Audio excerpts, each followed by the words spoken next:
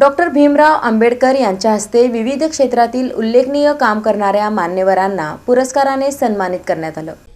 Bharat Ratna doctor Babasaheb Ambedkar यांचे नातू तथा भारतीय बौद्ध महासभेचे राष्ट्रीय कार्याध्यक्ष डॉक्टर भीमराव आंबेडकर यांच्या हस्ते विविध क्षेत्रात उल्लेखनीय कार्य करणाऱ्या मान्यवरांना पुरस्कारानं सन्मानित करण्यात आलं।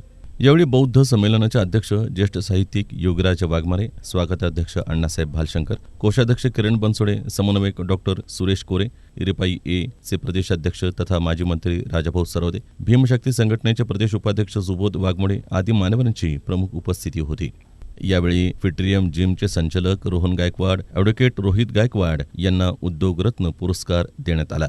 यामध्ये सन्मानचिन्ह, पंचशील शेला आणि पुस्तक असं या पुरस्काराचं स्वरूप आहे। फिट्रियम जिमच्या माध्यमातून सोलापूरच्या मध्यवर्ती भागात अत्याधुनिक मशिनरीज उपलब्ध करून देण्यात आली असून त्यांच्या या उत्कृष्ट कामाबद्दल बौद्ध साहित्य संमेलनात ॲडव्होकेट रोहित गायकवाड आणि रोहन गायकवाड यांचा सन्मान करण्यात आला।